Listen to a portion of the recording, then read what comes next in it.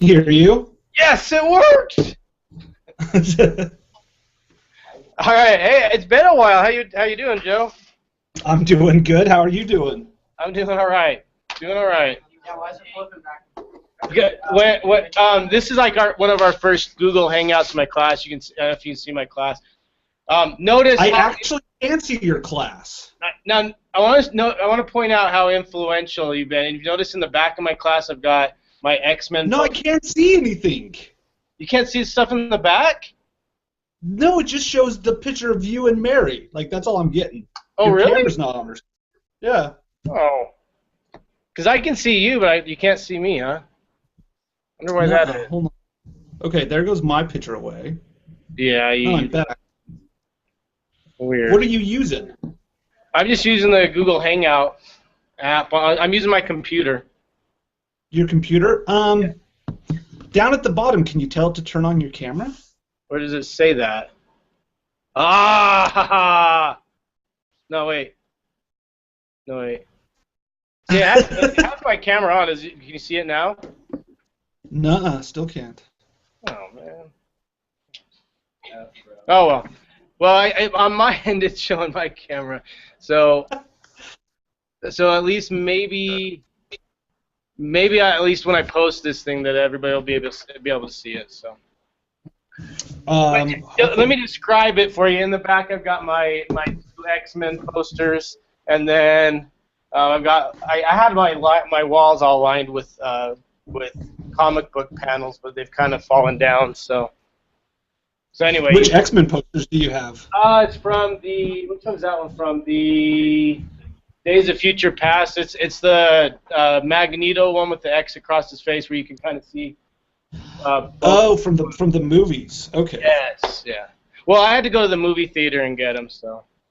No, I've just been reading. I've just been going through the last week or two. I've just been reading old, like X-Men, like pretty much from the '90s up to now. Right. And there's just some ridiculous stuff in there. I haven't gotten up to the '90s yet. I started with the '70s run with all the racist and sexist stuff. So. Oh yeah, that's pretty terrible. There's a point because like the '90s, particularly with X-Men #1, where Jim Lee took over as artist, like it just gets, for the sake of my PhD dissertation, it becomes magnificent. Okay. But as far as like stuff to go and read and just be like, oh, this is really engaging storytelling, no, it makes no sense. Okay. Well, that'll be part of my summer project. So, all right. Well, I asked if you don't mind, Joe, if you could give my class kind of introduction on who you are, what you're doing, and then do you have some stuff planned for Mouse? Stuff planned for Mouse. Well, that's the thing. I didn't know how far have they started reading Mouse? No, we actually go on spring break. Next, like on Thursday, so we're gonna start reading it when we get back from spring break. But okay. I got a little stuff about Mouse, but okay. So if you could, I've got a little. Yeah. If you okay. There we go. Okay. Well, in that case, just to kind of let you all know, I'm Joseph Willis. Hopefully, within the next 6 months, Dr. Joseph Willis. That's what I'm gunning for. I'm currently working on a PhD here in Nottingham, England, in critical theory and cultural studies, and my PhD research is on gender, sexuality, and superhero comics. So that's kind of my whole bag. And I know Blair from, or do I call you Mr. Einfeld? Call me whatever you want. I don't care. Okay, I'm not calling you Mr. Einfeld because that's weird. But I know Blair because him and his fantastic wife both went to the same university, Southern Utah University, that I did. And I kind of got to know them there when me and his wife took visual narratives together and studied comic books there. So that's just kind of who I am and where I'm at this point. By the way, really quick, Joe, I'm actually going to be teaching a visual narratives class next year here. Visual narrative. Scott McCloud is actually coming out with a new book that's all about visual communication pretty soon, actually. Oh, really? Cool. Yeah. When I met him, what was it, 2 weeks ago? Was it 2 weeks ago I met him? I think so. Yeah, he kind of talked about that a little bit. So that's something that for you to look forward to help with stuff like that. So yeah, that's me. And then what do we want, Blair? Just to talk a little bit about what comics are? Yeah, and then again specifically a little bit about what Mouse has done for the relevancy of comics, I guess. Okay. Well, just to kind of give a little bit kind of a brief background, because comics are pretty interesting in that they exist in a lot of different places in a lot of different ways. Like in America, when we talk about comics, most people pretty much automatically think right away of superhero comics, right? Of X-Men and Spider-Man and Batman and Superman. Most of this is because for the last probably 50 years, that has been the dominant genre of comics. That's really what everybody is kind of known for. However, if you start to go to other cultures like the bande dessinée, which is French for comic book, in France and Europe, they have a lot of different genres. Or if any of you are familiar with Asian manga or manhwa, they have a lot of different genres. In fact, interestingly enough, before comics as we kind of know them became the superhero comics, there was a lot more different genres. Like when Superman was very, very first invented, by Joe Siegel and his cousin Schuster, that was kind of a new concept. I mean, people knew of adventurers like Doc Savage and Conan and the Green Hornet, but like a superhero like Superman, nobody had really ever seen anything like that.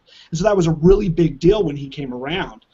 And so before then, a lot of comics were westerns or war stories. Things like that. In fact, many of you probably know from watching Marvel movies or just kind of pop culture, Stan Lee, right? Mr. Marvel Comics.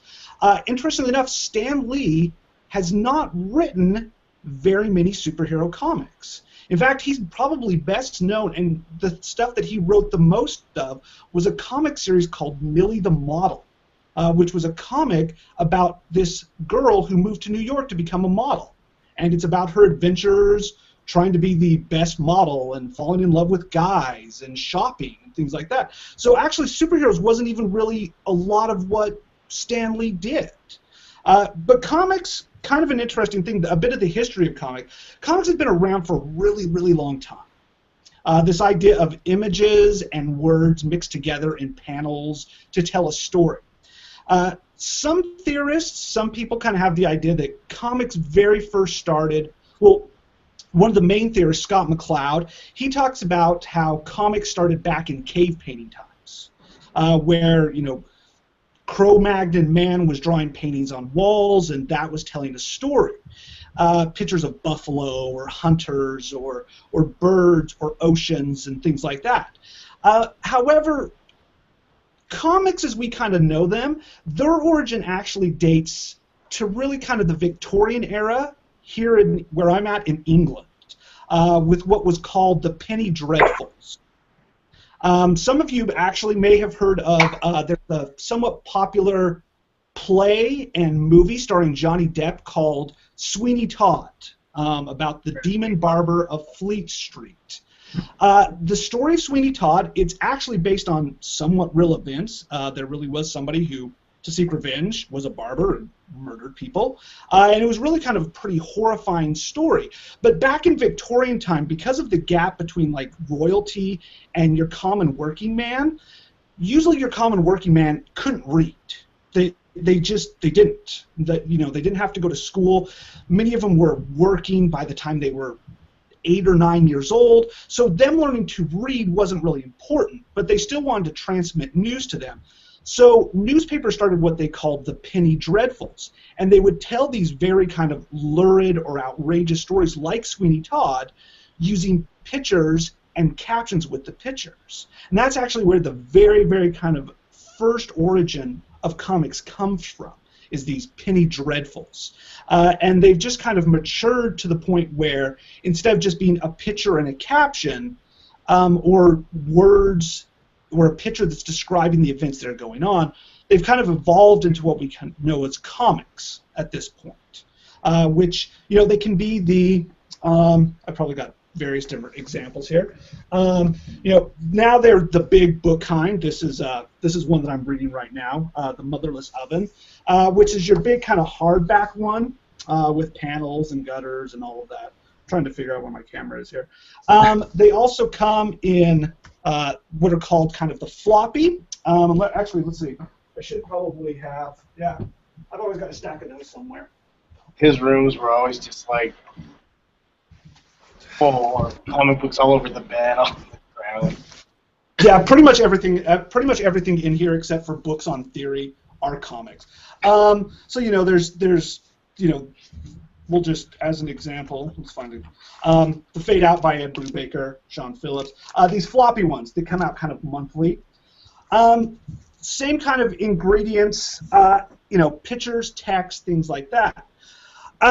And for a while, particularly around the 60s, comics got really, really big.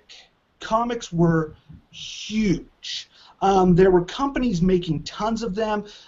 They were really, really kind of disposable, easy to kind of throw around. In fact, you know, you see a lot of people who try and collect comics now.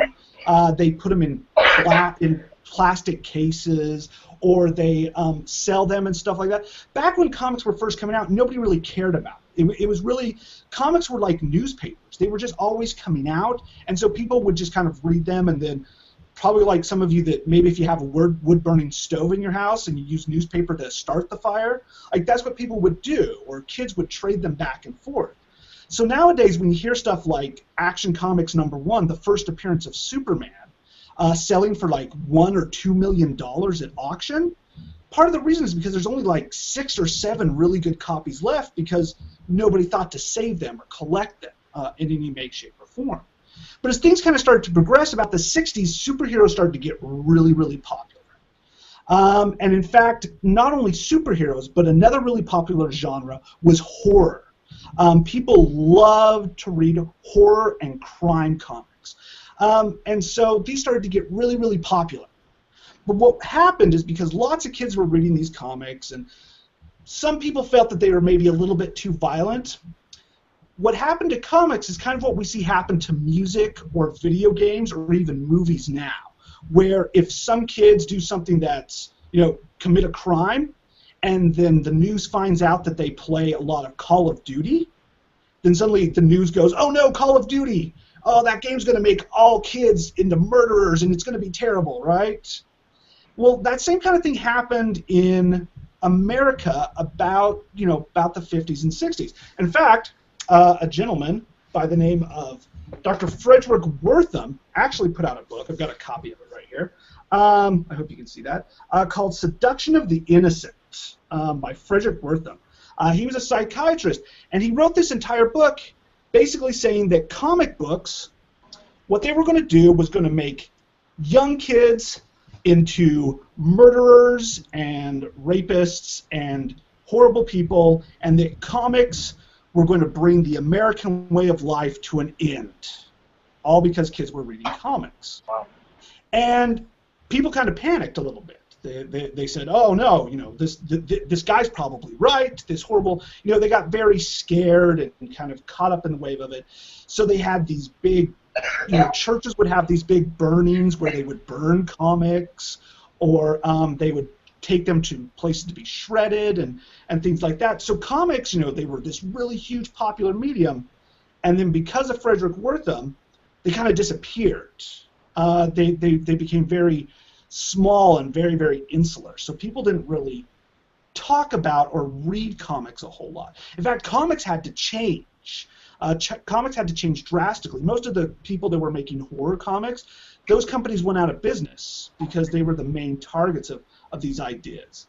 How are they viewed in education then? I mean, you see all these pictures, or see I guess, old movies like Leave It to Beaver, things like that, where a kid's holding a textbook with a comic book on the inside. I mean. Oh yeah. Well, that's the thing is in education, especially because they came from. Remember, they came from this idea of the penny dreadfuls, which were made for people who were illiterate. So there was this connotation that by delivering pictures instead of actual words and prose, that they were for dumb people.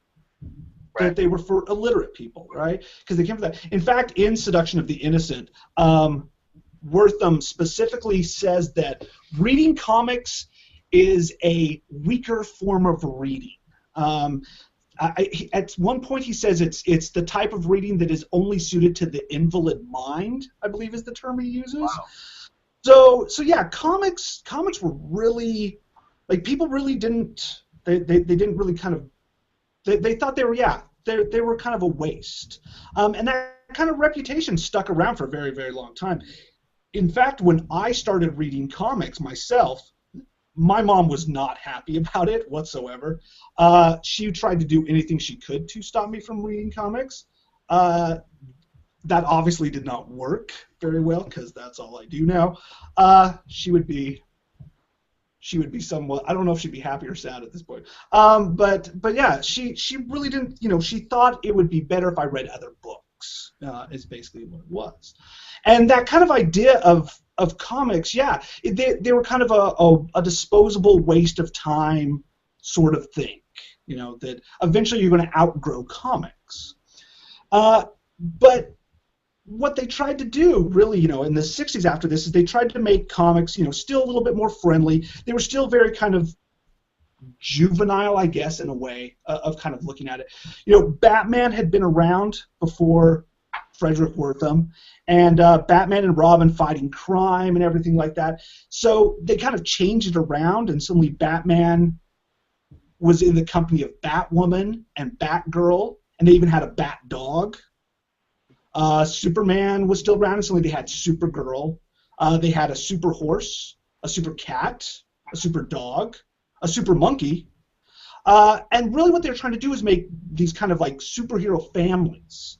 That's how come probably one of the most famous and the very first big comic to come out of post-Frederick Wortham time was the Fantastic Four by Stan Lee and Jack Kirby, because they were a family. Reed Richards, he was engaged to Sue Storm, who was the sister of Johnny Storm, and then they had their friend, the kind of lummoxy Ben Grimm. And so really it was a mom and a dad and two sons. It kind of had that dynamic. So later I can ask you your opinion on the upcoming Fantastic Four movie, but. Oh yeah, we can definitely get to that. Yeah, we can definitely get on that. All right, so I've got about 20 minutes. So anyway, okay. Can we move to a little bit towards Mouse, or because Mouse? Yeah, that's actually where we're going, because what happened is that comics between the 60s and probably the kind of that early 60s, they really kind of disappeared, and they were thought to be just kind of like just terrible stuff. But what happened is in the 60s and 70s, the counterculture and the hippie movement, they really adopted comics. They loved the nostalgia of it, and they really, really got wrapped up into it. And so that's actually where Art Spiegelman, who wrote Mouse, started coming up. He was part of that counterculture movement, and a lot of the comics that he was writing were really kind of political discourse about the current president and the war in Vietnam and his disagreement with it. So a lot of his stuff is a way to be very political and to connect with other people of the counterculture movement of that time in a way that they could really kind of grasp onto and better understand. In fact, Art Spiegelman and a lot of his friends who were drawing comics and creating comics at the time, they were all on governmental watch lists.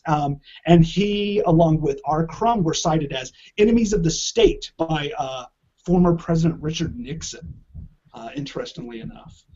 And that's kind of the thing that happened, is that he was part of a group that took comics not as kind of this childish waste of time, as Frederick Wortham and people tried to say it was, but he saw it as a way to deliver very important and very real messages.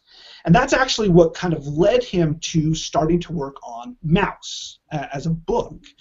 And Mouse originally no one really noticed Mouse, because Mouse was coming about, about once a month. He would get a small little piece of it done. It was serialized in Zap Comics, which was an anthology magazine. And the anthology magazine... Explain what you mean by serialized. I'm not sure if we... Oh, okay. Serialized. So really quickly, serialized, most comics, like the small floppy ones, they come out monthly. Like the big ones that you see, like the version of Mouse that you're going to read, is it collected together. It wasn't first released as one big thing. It was originally released bits and pieces over the course of many, many months. Okay, cool. Yeah, so one at a time, just kind of over a little bit.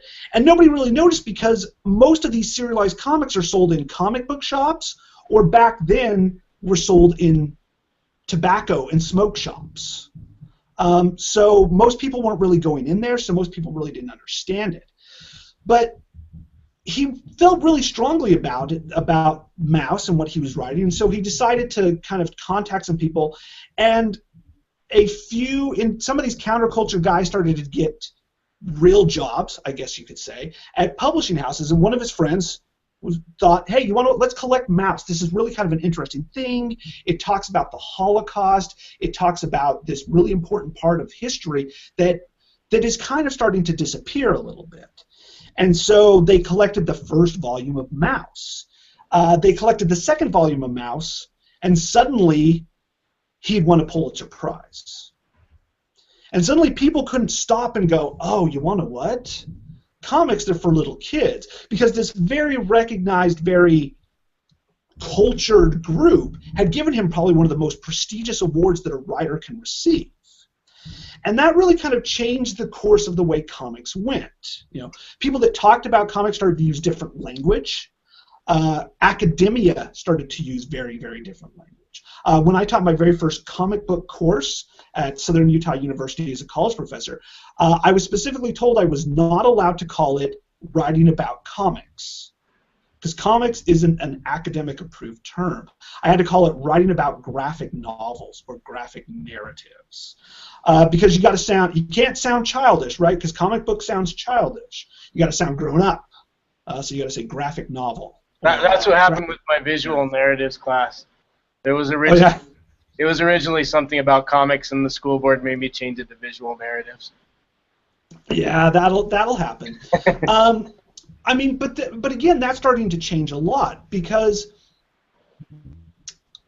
I mean, not only are the superheroes, right, still the very much dominant genre of comics, Batman and Spider-Man and things like that, Thor, as much popularity as it's getting, a lot more people are looking more seriously at comics, but also a lot of independent creators are starting to write series that are getting a lot of recognition, and a lot of them are stuff that's starting to show up in TV in very kind of much broader ways. A lot of science fiction and Western.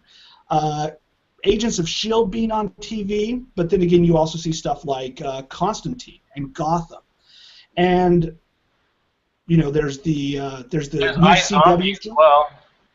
iZombie, which I love iZombie. Like, who would have thought that was a comic when it originally happened? But yeah, you're starting to see it kind of be more into the mainstream. And actually in academia, it's starting to change and expand quite a bit. In fact, in the University of Florida, you can now get a master's degree in comic studies. Oh yeah, absolutely. When I applied for my... I thought Florida also had a Lost class. Yeah. But see, that's the thing, is under cultural studies, which is what I do, there's a lot more leeway to kind of look at the way that we view comics and what comics or other stuff can do. For example, when I applied to come here to the University of Nottingham, I was a little bit worried because they wanted me to fully explain what my project was going to be and what I was going to read and what I was going to look at. There's part of me that felt a little bit weird saying, oh yeah, so I'm going to write this paper and I'm going to spend 3 or 4 weeks just reading about Rogue from the X-Men, so I can put her into a chapter, and I'm going to study Batgirl quite extensively. And my supervisors in the university here actually they accept it without even batting an eye. Even the fact that I call them comics, they don't make me call them graphic novels. They're comics. Comics are comics are comics, in my opinion. But so yeah, so comics have actually gone through this huge kind of movement in the Western world. You know, the UK and America going from this idea of this is something that we're going to give to the illiterate and the poor so they understand the news, to now being the source of some of our favorite movies and TV shows, and really narratives that are part of, you know, kind of cultural everywhere. You know, the interesting story that I always tell is that comics are so influential that even groups of people that may know nothing about anything else actually know about comics. In fact, there's an interesting story back in 2005. There was a group of anthropologists that went down to the Amazon rainforest in South America to study some of these ancient tribes that really had no human contact whatsoever. So they met this one tribe, and they were trying to find out about this tribe's religious beliefs.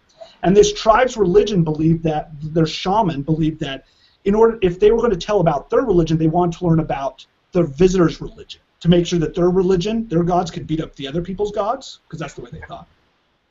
And so they go, oh, okay, well, we'll teach about whatever religion you want to know about. You know, we've brought Bibles and all these different pamphlets and Qurans and whatever we could possibly think of. They go, oh, no, we don't want to know about that. We want to know about your sun god. The anthropologists were like, the sun god? Who's the sun god? And the shaman on the ground drew the Superman S symbol and goes, this sun god. We know he's your most powerful god. Wow. That's interesting. So they kind of had to explain, well, that's not real. Nobody really worships Superman, really. So, but it's interesting that of all the things all the mythology that makes its way down to this tribe, Superman's the one that stayed. So it's gone through a lot of development, and Mouse is really a big turning point, because Mouse was that one that suddenly made people have to stop and go, oh wait, maybe this just isn't for little kids. Maybe this isn't some destructive, terrible medium that is going to wipe out the American way of life, right? Well, so cool. It's been quite a development. So, yeah. You ready for a little bit of Q&A? Yes, I am. Awesome. Okay. Let's go first. All right. So I'm gonna have the kids come up, and then I don't know if I can zoom in on you. Come up so the camera can see who it is, but and they'll ask your question. All right. So this is a kid named Kevin. What's your favorite comic book? My favorite comic book, probably. Oh man, it's really tough, because right now there's a new series that's coming out that is some of the best stuff that I've ever read in my life. Like, it just makes me absolutely happy. But if I want to go with just the completed series that I can read anytime, anywhere, and I'm just happy with it, it's probably Planetary by Warren Ellis, and oh shoot, I forgot the artist. Oh, that's terrible. I forgot the artist. But it's called Planetary. It's basically, it takes every pulp genre and writes a story about it, and it's about this group of people that they're the archaeologists of the hidden mysteries of the world. So there's like there's one chapter that is kind of Tarzanish. There's one that's Godzilla giant monsters. There's one that's a Tokyo ghost story. It's fantastic. Just wonderful, wonderful thing. Cool. All right, who's next? All right, Braxton. Braxton's our resident Captain America fan. Good old Captain America. I'm actually surprised he's not wearing a Captain America shirt. I did dress up today. Oh, okay, there you go. How and why did you choose your career? Well, because see, my career is actually to end up being a college professor. I really, really want to teach literature and things like that. What actually made me decide, because I chose a lot of different things. I was a computer information technology major, then I was an interior design major, then a culinary arts major, then a journalism major, then I was an English creative writing major, and while I was an English major, one of the teachers that I had at Southern Utah University, he was going away for a conference, and he asked me to teach his class. It was like my senior year, and so I went and I started. What? Who was it? It was Kyle Bishop. Oh, Kyle. Okay. Dr. Kyle Bishop, who, by the way, is an expert in zombies. That's what his PhD is in. But he had me teach the class, his group of freshmen one day while he was away, and I taught, and I decided, oh my gosh, this is fantastic. I love doing this. And being a college professor is great. I love it. Basically, I just get to sit around and talk about things that I love, and then grade papers about it. So I don't know. I get to sit in judgment of other people's writing. It's great. Yeah. One time you told me something that I'll never forget. You told me that your 11-year-old yourself would be so excited to see where you are. Oh, man, if I could go back in time and talk to 11-year-old me, he would not believe anything that's happening. He just wouldn't. Because, I mean, at that point, it was basically, when I was 11, it was just like mowing lawns all over the yard, like all over the place, weeding people's gardens, anything I could do to just get like $1.95 so I could go to the drugstore and buy an issue of Spider-Man. Like, that's all that mattered. I just wanted just any comic I could get my hands on. So I think that phrase you told me has kind of dictated a lot of my choices in my life. As long as I'm making my 11-year-old self me happy, then I'm in a good place. Seriously, I mean, all right, next I can sit around and read comics and play with Legos all day. It's great. Anybody else? Question. Cowsitch, what's your question?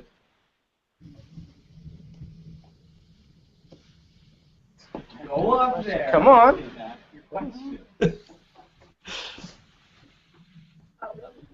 You're supposed to write down questions. Okay, Braxton, what's your other question? I'll go next. All right. How big of a comic book collection do you have? Oh, that's the thing. So here, let me this is just here in the UK. But what I've got is,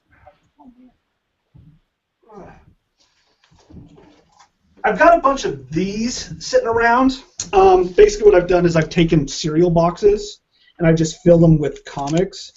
The trouble is that as a teacher, I love okay, so this thing is I love every Wednesday. Every Wednesday is when new comics come out. So tomorrow morning, I'll wake up, I'll make myself a nice fancy breakfast, because that's what I do on Wednesdays, and then I will hop the bus to page 45, and I'll buy some new issues of comics. Because tomorrow I'm so excited because Little Depressed Boy comes out, it's fantastic. It's all about music and trying to fall in love with somebody, and it's all told from the perspective of this little anthropomorphic sock guy. It's great. I absolutely love it.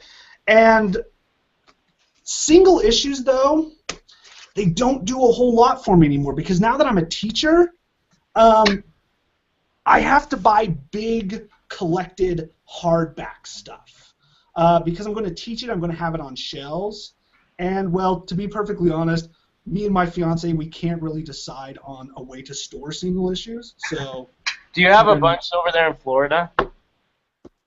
I don't really have a lot in Florida. I have a few. I'll take books over there every once in a while, but that's the thing. Most of the single issues that I own, or that I really, really keep very dearly, are ones that I've had signed by the creators. I have this fantastic Kelly Sue DeConnick Pretty Deadly #1. It's a gatefold cover, and it's signed by her and the artist, and it's to me and my fiance, and it's really fantastic. And I'm going to do that. But the big collection. There's a gigantic box in my hometown of Kanab, Utah, little tiny town, middle of nowhere, and there's a huge box in the basement that my dad keeps for me that is just all the old 90s comics that I had.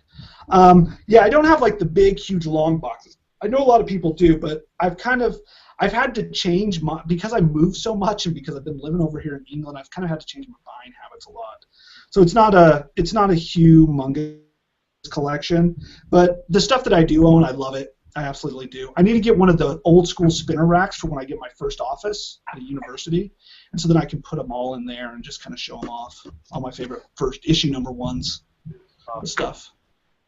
All right, well, our bell's going to ring. Really appreciate you doing this for us, and I'm going to have my other classes watch it. If anybody has any questions, I'll probably direct them to your Twitter, because we do a little Twitter here as well. Okay. But thanks, Joe. Really appreciate it. Yeah, absolutely. You're the best, and I'll tell my kids that you said hi to them, especially Elliot. Elliot's waiting. Okay, and Go for it. well, that's the thing, because I've got, where is it? Oh, there it is, right there. Because I do still have that I need to mail Elliot's copy of Batgirl with the new signed to her by Cameron Stewart, Batgirl number 35, the new Batgirl of Burnside, and I've also got candy for your wife, so I got to get all that in a box. Hey, when are you coming back into the U.S.? I officially moved back middle of June. Is that when you're done?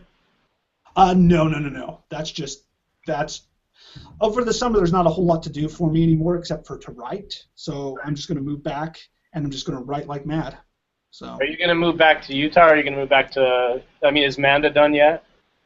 No, Amanda's still got a year, so we're going to hang out in Florida for about a year, and then we're going to see where her residency takes us. Okay. So. Well, maybe we'll come over to Florida and go to Disney World or something. Disney World's the best. Yeah, you can definitely come and visit. We're okay with that. Sounds good. All right, thanks, Joe. All right. Yep, we'll talk to you later.